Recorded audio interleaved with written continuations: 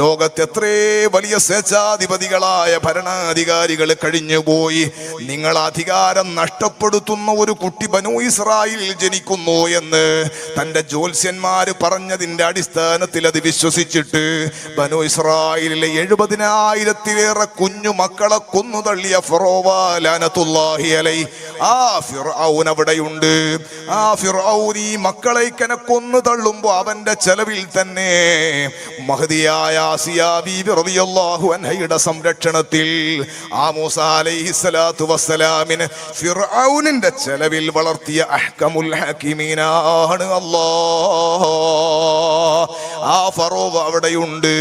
എല്ലാ ഗസയിലടക്കം സുബ്ഹാന ജല്ല ജലാലു എത്രേ വീടുകൾ തച്ച് തകർപ്പണമാക്കി ബോംബിട്ടിട്ട് നാമാവശേഷമാക്കി കളഞ്ഞു.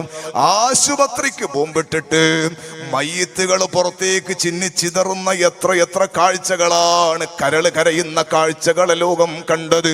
സുബ്ഹാനല്ലാഹ്. ഖബർസ്ഥാനിൽ ബോംബിട്ടത് നിങ്ങൾ കേട്ടിട്ടുണ്ടോ? ഗസയിലെ ഖബർസ്ഥാനിൽ ബോംബിട്ടിട്ട് കൂട്ടം കൂട്ടമായി കബറടം ചെയ്യപ്പെട്ട മുസ്ലിം കബന്ധങ്ങളെ ആ ഖബർസ്ഥാനിൽ ബോംബിട്ടിട്ട് ഖബറിന്റെ ഉള്ളിൽ നിന്ന് മയ്യത്ത് പുറത്തേക്ക് വരുന്ന ദാരുണമായ രംഗം, അതും ലോകത്ത് സമ്മാനിച്ച തെമ്മാടികളായ ഭരണാധികാരികളുണ്ട്. അല്ലാഹ് ഗസയിലുള്ള മോമിനീങ്ങൾക്ക് ഇസ്സത്ത് നൽകണേ അല്ലാഹ്. 5, 6, 7 വയസ്സുള്ള ഒരു മകൻ അവന്റെ അനുജനോട്, ചെറിയ അനുജനോട് ആശുപത്രിയിൽ നിന്ന് പറയുന്ന ഒരു വീഡിയോ നിങ്ങൾ കേട്ടിട്ടില്ലേ? പൊന്നുമോനെ, ഷഹാദത്ത് കലിമ ചൊല്ലൂ. മരിക്കാൻ കിടക്കാണ്. ബോംബിന്റെ ചീളുകൾ കൊണ്ട് ശരീരമാസകലം പൊട്ടിയിട്ട് ചോരയൊഴുകുന്ന മരണത്തോട് മല്ലടിക്കുന്ന ആശുപത്രി കിടക്കയിൽ കിടക്കുന്ന 5 വയസ്സുള്ള അനുജനോട് 7 വയസ്സുള്ള ജേട്ടൻ പറയാണ്, പൊന്നുമോനെ അനുജ, ഷഹാദത്ത് കലിമ ചൊല്ലൂ, സ്വർഗം കാത്തു നിൽക്കുന്നുണ്ട്.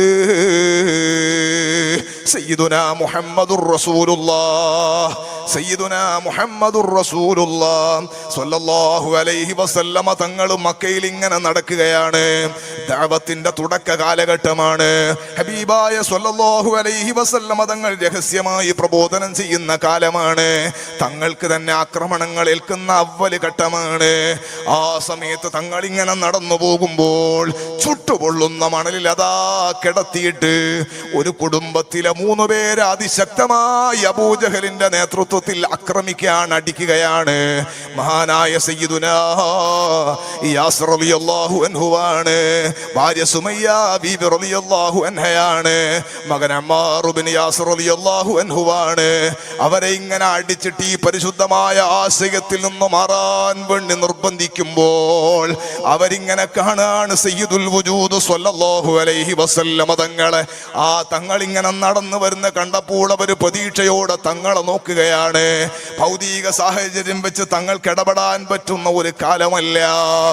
ആ സമയത്ത് വേദന അനുഭവിക്കുന്ന, അടികൊള്ളുന്ന ടീമിനോട് അല്ലാഹുവിന്റെ ഹബീബ് സ്വല്ലല്ലാഹു അലൈഹി വസല്ലമ തങ്ങൾ ദൂരത്തുനിന്ന് വിളിച്ചു പറയാണ്, സബ്റൻ അല യാസിർ, സബ്റൻ അല യാസിർ, ഫഇന്ന മൗഇദകുമുൽ ജന്നah. ക്ഷമിക്കണേ ആലു യാസിറേ, യാസിറിന്റെ കുടുംബമേ ക്ഷമിക്കണേ, നിങ്ങൾക്ക് സ്വർഗം പണി കഴിക്കപ്പെടുന്നുണ്ട്. സ്വർഗം നിങ്ങൾക്ക് വാഗ്ദത്തമാണ്. സ്വർഗം നിങ്ങൾക്ക് റെഡിയാവുന്നുണ്ട്. നിങ്ങളുടെ മടക്ക സ്ഥലം സ്വർഗമാണ്. അതുകൊണ്ട് ടെൻഷൻ വേണ്ട. ക്ഷമിക്കൂ ആലു യാസിറേ. സുബ്ഹാന ജല്ല ജലാലു. അടിച്ചടിച്ച് മഹദിയായ സുമയ്യ ബീബി റളിയല്ലാഹു അൻഹായുടെ സ്വകാര്യ അവയവത്തിൽ വരെ ഫറോവ ഈ അബൂജഹൽ ലഅനത്തുല്ലാഹി അലൈഹി അവന്റെ ഇരുമ്പ് കമ്പി കൊണ്ട് ശരീരത്തിലെല്ലാം കുത്തിക്കയറ്റി പ്രയാസപ്പെടുത്തുന്ന സമയത്ത്, ജീവൻ പോകുന്ന സക്കറാത്തിന്റെ സമയത്ത് ഈ ആശികത്തുനിന്ന് മാറൂന്ന് അബൂജഹൽ അടക്കമുള്ള തെമ്മാടികൾ ചോദിക്കുന്ന സമയത്ത് അല്ലാഹ് ദുനിയാവിലുള്ള സകല സംസാരവും നിർത്തിയിട്ട് ആ ഖുറൈശികളോട് അവസാനം സുമയ്യ ബീവി പറയുന്നത്, വഇൻ തഖ്തുലൂനി തഖ്തുലൂനി വലം അകുൻ ബിഉശ്രീക ബിർറഹ്മാനി മിൻ ഖീഫത്തിൽ ഖത്ലി. ഖുറൈശികളെ, നിങ്ങൾക്ക് എന്നെ കൊല്ലാം, ശാരീരികമായി ഇല്ലാതെയാക്കാം, എത്രമാത്രം ശരീരത്തെ മുറിപ്പെടുത്തിയാലും വേദനിപ്പിച്ചാലും റബ്ബാകുന്ന റഹ്മാനാകുന്ന റബ്ബിനോട് ശിർക്ക് ചെയ്തിട്ട് കുഫ്രിയത്തിലേക്ക് തിരിച്ചു വരാ സുമയ്യ റളിയല്ല, തയ്യാറല്ല. ഈ ഉമ്മത്തിൽ ആദ്യത്തെ രക്തസാക്ഷിയാണ് മഹദിയായ സുമയ്യ ബീവി റളിയല്ലാഹു അൻഹാ. പാറപ്പുറത്ത് മഹാന്മാരെ ഉറൂസിൽ വന്ന പ്രിയപ്പെട്ട ഉമ്മമാരോട്, പ്രിയപ്പെട്ട സഹോദരിമാരോട് ഈമാൻ ഭദ്രമായി സൂക്ഷിക്കണേ. കെട്ടുപോയ കാലമാണ്. അല്ലാഹു നമ്മുടെ ഈമാൻ ബലപ്പെടുത്തി തരട്ടെ. ഞാൻ പറഞ്ഞത്, ലോകത്ത് തമ്മാടിത്തങ്ങളെ ചെയ്ത് കൂട്ടിയ എത്രയേ ഭരണാധികാരികളുണ്ട്, പക്ഷെ ഒരാളും മഹ്ശറയിൽ വാതുറക്കുന്നില്ല. അവസാനം മലക്കുകളുടെ ഭാഗത്തുനിന്ന് വളരെ പേടിയോടെ ഭവ്യതയോടെ മറുപടി വരെയാണ്, ലില്ലാഹിൽ വാഹിദിൽ ഖഹാർ, എല്ലാം അടക്കി ഭരിക്കുന്ന ഏകനായ അല്ലാഹ്, അല്ലാഹുവിന് മാത്രമാണ് അധികാരമെന്ന് പറയപ്പെടുന്ന വല്ലാത്ത ആ ഗൗരവമുള്ള ദിവസമില്ലേ. ഹബീബായ സ്വല്ലല്ലാഹു അലൈഹി വസല്ലമ തങ്ങൾ പറയുന്നുണ്ട്, ആ വല്ലാത്ത ലോകത്ത് 5 കാര്യങ്ങളെ സംബന്ധിച്ച് ക്ലിയർ വരുത്താതെ ലാ തസൂലാ ഖദം ബിൻ ആദമ യൗമൽ ഖിയാമത്തി ഹത്താ യുസ്അല അൻ ഖംസ്, 5 കാര്യങ്ങൾ അന്വേഷിച്ചിട്ട് കൃത്യത വരുത്താതെ ഒരാളെയും കാല് അനക്കാൻ അനുവദിക്കില്ല. നബി മുഹമ്മദുർ റസൂലുള്ളാഹ്, മുഹമ്മദുർ റസൂലുള്ളാഹ്. പോരാ, ശഅബാൻ മാസാണ്. സയ്യിദുനാ മുഹമ്മദുർ റസൂലുള്ളാഹ്, ഹബീബായ സ്വല്ലല്ലാഹു അലൈഹി വസല്ലമ തങ്ങൾ പറയാണ്, അതിലാദ്യം തന്നെ തങ്ങൾ എണ്ണിയത് ആയുസ് ഏത് വിഷയത്തിലാണ് അവൻ നശിപ്പിച്ചത് എന്നാണ്. ആയുസ് എന്ന് പറഞ്ഞാൽ സമയം. ആയുസ് എന്ന് പറഞ്ഞാൽ വേറെ സംഗതി വരണ്ടല്ല. ആയുസ് എന്ന് പറഞ്ഞാൽ നമ്മൾ ഇപ്പം പറയണ, നേരത്തെ പറഞ്ഞ സമയല്ലേ, ഓരോ സെക്കൻഡും അല്ലാഹു തആല ചോദിക്കും. ഞാൻ എൻ്റെ പ്രിയപ്പെട്ട സഹോദരങ്ങളോട്, എൻ്റെ കൽബിനോട് തന്നെ ചോദിക്കുകയാണ്. അല്ലാഹു സുബ്ഹാനഹു വ തആല നല്ല റാഹത്തുള്ള ജീവിതം നൽകിയിട്ട്, എല്ലാ സുഖങ്ങളും സൗകര്യങ്ങളും അല്ലാഹു സുബ്ഹാനഹു വ തആല നൽകിയിട്ട് നമ്മൾ ആ സമയം അല്ലാഹുവിന്റെ പൊരുത്തത്തിൽ ചെലവ് ചെയ്യാറുണ്ടോ? ഏറ്റവും ചുരുങ്ങിയത് നമ്മൾ 2 ദിവസമായി മഹാനായ സുൽത്താനുൽ ഉലമ ഹഫിളഹുല്ലാഹു വറഅ ഉസ്താദ് അവർകൾ വന്ന് നമുക്ക് പള്ളിക്ക് ഉദ്ഘാടനം ചെയ്തു തന്നു. അതിനുശേഷം ഒരുപാട് ഉസ്താദുമാരുടെ ഒക്കെ വാദം നടന്നു. ഇനിയും 2 ദിവസം നമ്മുടെ പരിപാടി ഉണ്ട്. അല്ലാഹു സ്വീകരിക്കട്ടെ, അല്ലാഹു സ്വീകരിക്കട്ടെ. നമുക്ക് ഉസ്താദുമാരുടെ നസീഹത്ത് ഇങ്ങനെ കേൾക്കുന്നത് ഒരു ദിക്റിന്റെ ഹൽഖയാണ്. അതെല്ലാം അല്ലാഹുവിന്റെ ഓർമ്മയാണ്. ഞാൻ നിങ്ങളോട് ചോദിക്കുന്നത്, ഈ 2 ദിവസം മുമ്പ് ഇന്നിവിടെ ഒരു ഉറൂസ് ഇല്ലായിരുന്നെങ്കിൽ, ഒരു ഉറൂസും പരിപാടിയൊന്നും ഇല്ല ഇവിടെ, നമ്മളെല്ലാവരും വീട്ടിലാണെങ്കിൽ ഇപ്പൊ എന്താ ചെയ്യാ? ഇപ്പൊ സമയം ഏകദേശം 9:45 നിങ്ങൾ ആരും സമയം നോക്കണ്ട. കൃത്യസമയത്ത് ഇൻഷാ അല്ലാഹുവിന്റെ തൗഫീഖ് കൊണ്ട് ഉസ്താദുമാരെ ബർക്കത്ത് കൊണ്ട് വഅള് മതിയാക്കും. എനിക്ക് മീസാൻ മുതൽ സഹീഹുൽ ബുഖാരി വരെ ഖത്മ് തീർത്ത് തന്ന എൻ്റെ എല്ലാമായ റഷീദ് ഉസ്താദിന്റെയും നമ്മളെല്ലാവരുടെയും എല്ലാമായ ഉസ്താദിന്റെ ഹളറത്തിലാണ് ഇന്ന് വഅള് എന്നത് കൊണ്ട് തന്നെ ചെറിയൊരു പേടിയോടെയാണ് വഅള്. അല്ലാഹു തആല ഉസ്താദ് അവർക്ക് ആഫിയത്തുള്ള ദീർഘായുസ്സ് നൽകട്ടെ. അല്ലാഹു ആഫിയത്തുള്ള ദീർഘായുസ്സ് നൽകട്ടെ. ശൈഖുനക അല്ലാഹു ആഫിയത്തും ഇസ്സത്തും അല്ലാഹു വർദ്ധിപ്പിച്ചു കൊടുക്കട്ടെ. 10-40 കൊല്ലമായി ഈ നാടിന് നേതൃത്വം നൽകുന്ന ചില ആളുകളുടെ വരവ് ചില നാടിന്റെ മുഖച്ഛായ മാറ്റും. സയ്യിദ് മദനി തങ്ങൾ ഉള്ളാളത്ത് വന്നിട്ടാണ് ദഅവത്ത് നടത്തിയത്. മുത്തുനബിയുടെ നിർദ്ദേശപ്രകാരം മദീനത്തുനിന്ന് വന്നതാണ്.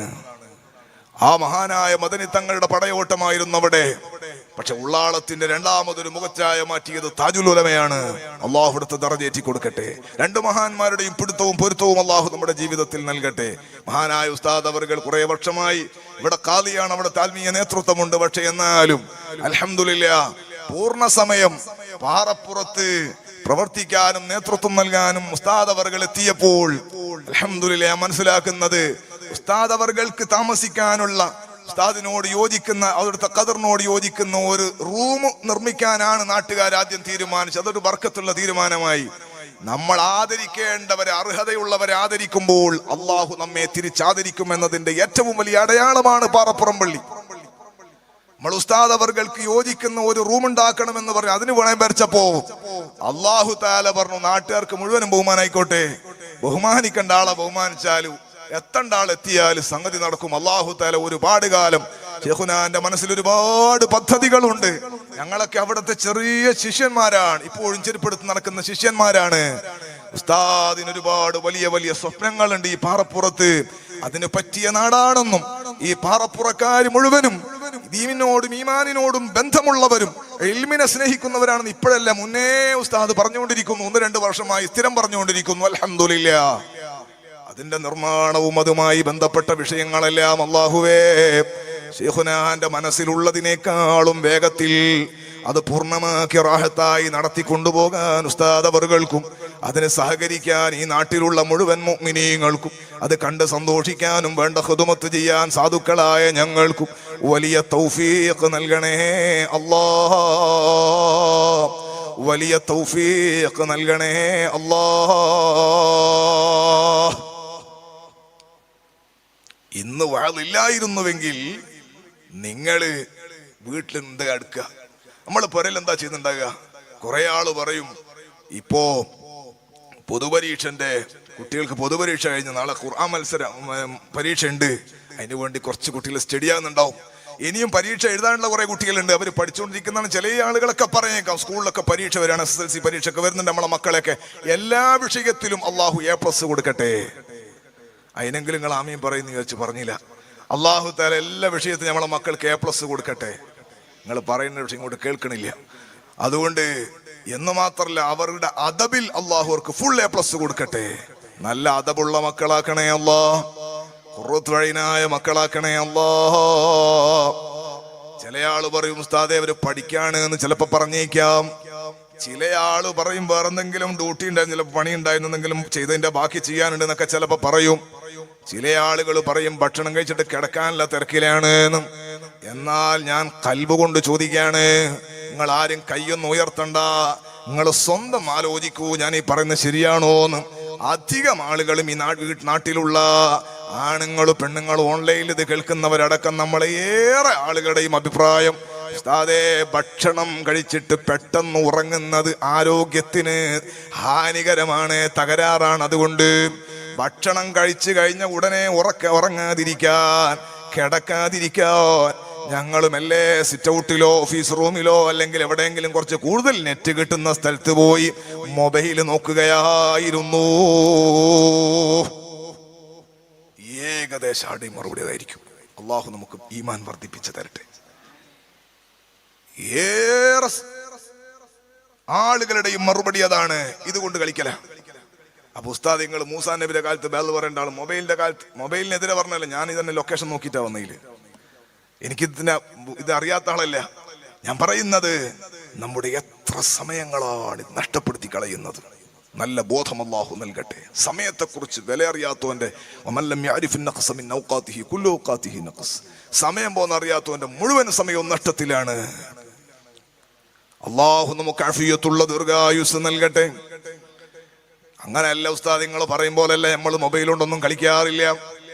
ഞങ്ങളുടെ വീട്ടിൽ സാധാരണ പാറപ്പുറത്ത് ഞങ്ങളുടെ പരിസരത്തൊക്കെ ഞങ്ങളിപ്പോൾ വാളൊന്നുമില്ല. വീട്ടിലാണെങ്കിൽ ഞങ്ങൾ ഏതായാലും ഉറങ്ങാൻ പോവല്ലേ, ഉറങ്ങുന്നതിന് മുമ്പൊന്ന് വുളൂ ചെയ്തിട്ട് അല്ലാഹു സുബ്ഹാനഹു വ തആലക്ക് ഏറ്റവും ഇഷ്ടമുള്ള അല്ലാഹുവിന്റെ കലാമില്ലേ, കലാമുൻ ഖദീമുല്ലാ യുമല്ലു സമഉഹു تنزه عن قول وفعل ونيتي به أشتفي من كل داء ونوره دليل لقلبي عند جهلي وحيرتي. ഏത് സങ്കടം വന്നാലും, ഏത് ടെൻഷൻ വന്നാലും, ഏത് രോഗം വന്നാലും ശിഫയാക്കാനുള്ള ഏറ്റവും നല്ല മരുന്ന് വീട്ടിൽ തന്നെ ഇല്ലേ? അത് അല്ലാഹുവിന്റെ കലാമിനോളം വരുന്ന ഏത് മരുന്നാണ് ലോകത്ത് വേറെയുള്ളത്? അള്ളാഹുവിന്റെ കലാം കയ്യിലെടുത്തിട്ട് കണ്ണ് നിറഞ്ഞിട്ടും ഓതിയാൽ നീങ്ങിപ്പോകാത്ത ടെൻഷൻ ഏതാണ് ചെറുപ്പക്കാരാ? അള്ളാന്റെ കലാം കയ്യിലെടുത്തിട്ട് അള്ളാഹുവിനെ മനസ്സിൽ ഓർമ്മിച്ചിട്ട് ഒരൽപ്പം പാരായണം ചെയ്താൽ ടെൻഷൻ മാറാതിരിക്കുമോ ഉമ്മമാരേ? ഒരു സാമ്പിള് ഞാൻ പറയാം. ഞാനൊരു സ്ഥലത്ത് എന്തോ സ്ഥാപനത്തിന്റെ ആവശ്യത്തിനോ അല്ലെങ്കിൽ ഒരാളെ കാണാനോ ഞാനൊരു വീട്ടിലേക്ക് പോവാണ്. ആ വീട്ടിന്റെ മുറ്റത്ത് വണ്ടി ഇറങ്ങുമ്പോൾ ഞാൻ എവിടെയോ പ്രസംഗിച്ച ഒരു പ്രഭാഷണത്തിന്റെ ക്ലിപ്പ് നല്ല ഉഷാറിൽ ആ വീട്ടിൽ ഇങ്ങനെ വെച്ചിട്ട് ആ വീട്ടുകാർ കേൾക്കാണ്. എന്നാൽ ആ വീട്ടുകാരോട് എന്റെ മനസ്സിലൊരു നല്ല സ്നേഹം ഉണ്ടാവൂലേ? എന്റെ പ്രസംഗം അവര് കേൾക്കാണ് നല്ല ഉഷാറായിട്ട്. അപ്പൊ എനിക്ക് എന്നെ പരിചയപ്പെടുത്തൽ എളുപ്പം. നിങ്ങൾ ഈ കേട്ടോണ്ടിരിക്കണ വാല് പറയുന്ന ആളാണ് ഞാൻ എന്ന് പറഞ്ഞാൽ മതി. അല്ല അവല് മുതൽ തുടങ്ങണ്ടില്ല. ഞാനൊരു വീട്ടിലെത്തുമ്പോൾ ഒരാളെ കാണാൻ പോകുമ്പോൾ ഞാൻ എഴുതിയ ഒരു ലേഖനം അല്ലെങ്കിൽ ഞാൻ എഴുതിയ ഒരു പുസ്തകം ഒരാൾ വായിച്ചിട്ട് ബഹുമാന പുരസ്സരം അതിനെ ഇങ്ങനെ മാനിക്കുന്നതാണ് കാണുന്നതെങ്കിൽ എനിക്ക് അയാളോട് കൽബിന്റെ ഉള്ളിൽ സ്നേഹം ഉണ്ടാവൂലേ? ഖൽഖിന്റെയും ഖാലിഖിന്റെയും സ്വഭാവത്തെ തുലനം ചെയ്യുന്നത് ശരിയല്ല.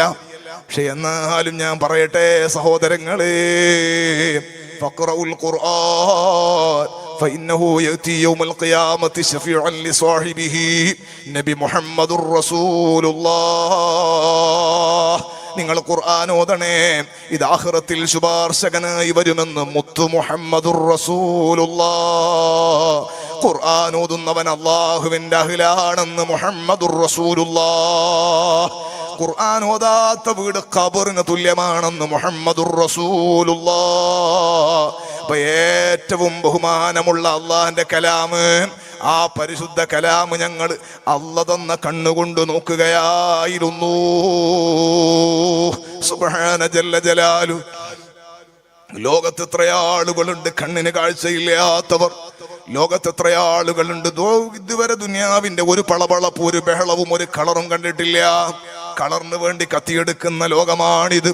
അതേ സമയത്ത് ഇന്നുവരെ ഇരുട്ടല്ലാത്ത, മറ്റൊന്നും കാണാനില്ലാത്ത, കണ്ടിട്ടില്ലാത്ത, കണ്ണിന് കാഴ്ചയില്ലാത്ത ആളുകൾ എത്രയാണ്? കാഴ്ചയില്ലാത്തവർക്ക് അള്ളാഹു റഹ്മത്ത് ചെയ്യട്ടെ. കാഴ്ചയുള്ള നമ്മുടെ കാഴ്ച അള്ളാഹു നിലനിർത്തി തരട്ടെ. ആരെങ്കിലും കാഴ്ചയില്ലാത്ത ആൾ ഇത് കേൾക്കണമെങ്കിൽ ടെൻഷൻ അടിക്കേണ്ടതില്ല. അത് അള്ളാഹുവിന്റെ മറ്റൊരു ഔദാര്യമാണെന്ന് തിരിച്ചറിയണേ. ഒരാളിങ്ങനെ അള്ളാഹുവിന്റെ ഔദാര്യത്തെ കുറിച്ച് പറയും, ഒരാൾ അള്ളാഹുവിന്റെ റഹ്മത്തിനെ കുറിച്ച് പറയും.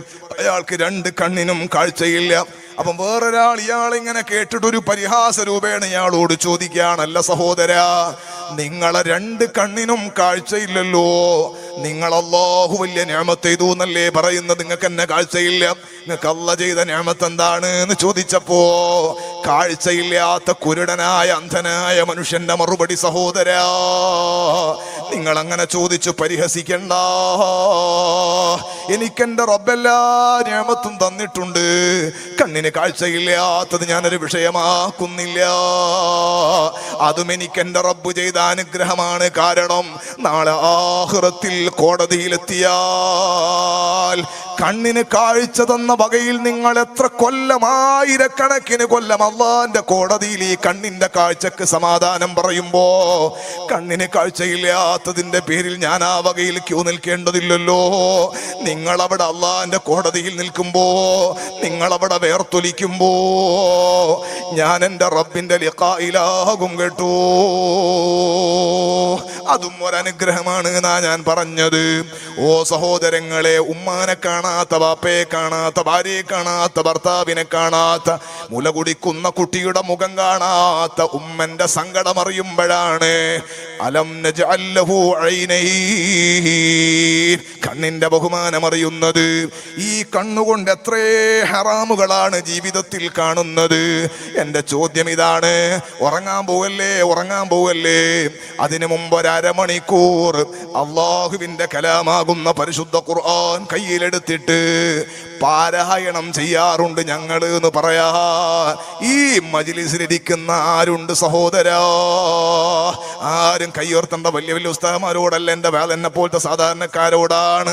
സുബ്ഹാനല്ലാഹ്, ആരുണ്ട് അല്ലാഹുവിന്റെ കലാമുമായി ഒരു ദിവസം ബന്ധം മുറിയാതെ കാത്തു സൂക്ഷിക്കുന്നവർ ആരുണ്ട്? ഉമ്മമാരെ, തുഹറുള്ള സമയത്ത്, നിസ്കരിക്കാൻ പറ്റുന്ന സമയത്ത് എല്ലാ ദിവസവും അല്ലാഹുവിന്റെ കലാം ഒന്നെടുത്തിട്ട് ഓതിയിട്ടില്ല കഴിയുന്നില്ലെങ്കിലും ഒന്ന് സ്നേഹപുരസ്സരം എടുത്തിട്ട് ചുംബിക്കാനുള്ള മനസ്സ് കാണിച്ചവർ ഈ പരിശുദ്ധ ഖുർആൻ വീട്ടിലിരിക്കുമ്പോൾ ആ ഖുർആനിന്റെ മുമ്പെന്ന് മണിക്കൂറുകളോളം മൊബൈൽ കൊണ്ട് കളിക്കുമ്പോ ഈ ഖുർആൻ ഇങ്ങനെ അള്ളാഹിനോട് പറയൂലേ, അല്ലാ ഹറമിലെങ്ങാനും ഞാൻ വഖഫായി പോയിട്ടുണ്ടെങ്കിൽ അല്ലാ മദീനത്ത് പോയിട്ട് ഖുർആൻ ഫ്രീ കിട്ടുമ്പോൾ ക്യൂ നിന്നിട്ട് വാങ്ങിക്കൊണ്ടുവന്ന ഖുർആനാണിത്.